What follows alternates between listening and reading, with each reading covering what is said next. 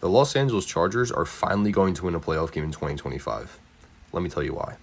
Starting with management, we're going to start with Joe Ortiz, the GM of the Chargers, who has put together a pretty good roster from scratch.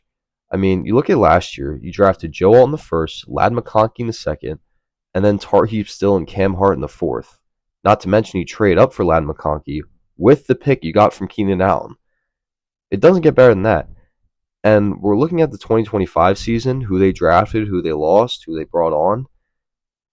I like all the moves. I mean, your only losses were Joey Bosa, and you did lose Sean Slater to injury, but nobody else real significant. Asante Samuel Jr. did get hurt most of the season, and nobody signed him to this date. So I don't think they've lost much at all. I think they've only gained. You look at the 2025 draft class, you brought in Omarion Hampton in the first round. You drafted Trey Harris, who can be a field spreader if he develops, and KLS has looked really good so far. Like that, he might be the third option there behind Lad McConkey and Keenan Allen.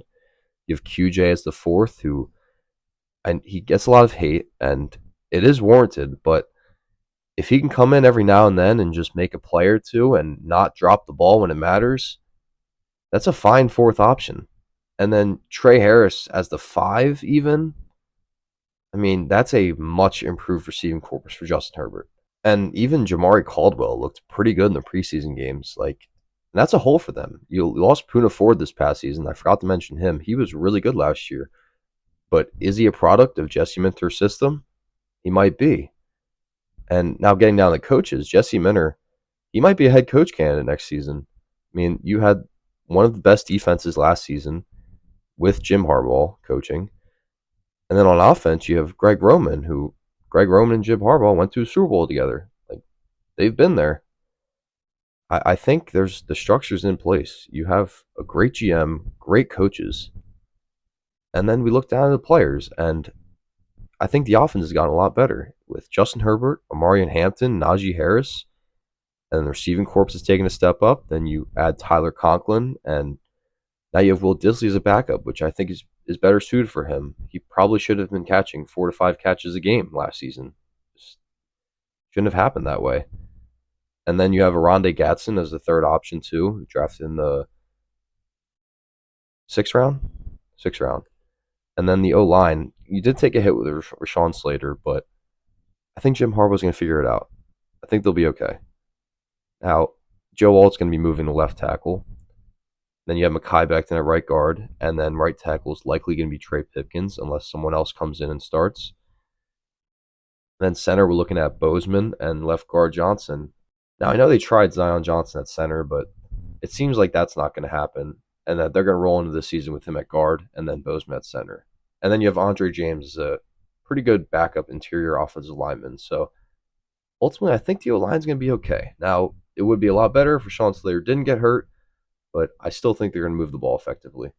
And then going over the defense, you have Khalil Mack, Tooley on the edge with Bud Dupree, and I believe it's going to be Caleb Murphy as the four. He's looked pretty good in the preseason as well. Now, looking further at the D line, I would say interior defensive line needed work going into this offseason, but they did their work. They brought in Deshaun Hand. You have Tier Tart from last year, who was solid enough.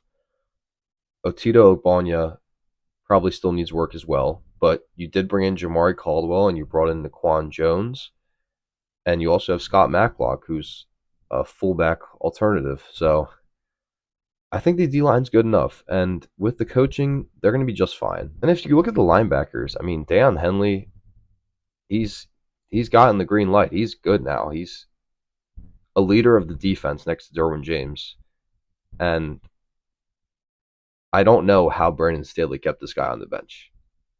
Maybe he wasn't ready at that time, but it really shows how much coaching can change a team.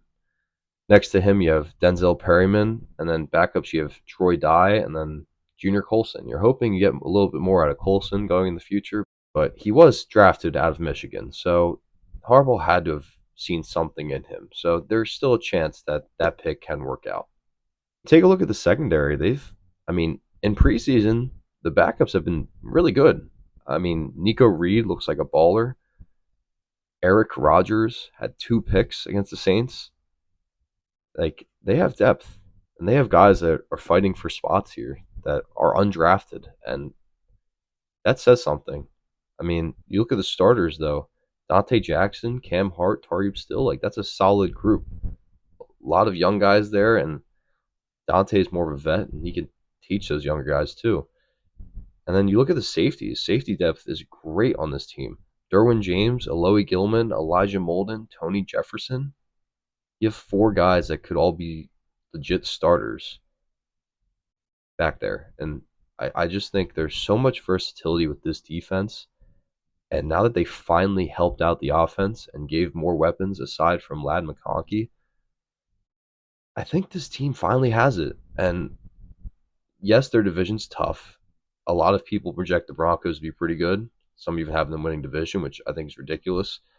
And then you have Kansas City. They're going to do their thing, probably still a 12 plus win team. If you want to look at special teams too, they have one of the best punters in the league in J.K. Scott and one of the best kickers too in Cameron Dicker. I don't think this team has a glaring weakness. And I think the only way they miss playoffs is if someone gets hurt. And if they get there, I think Justin Herbert finally wins a playoff game.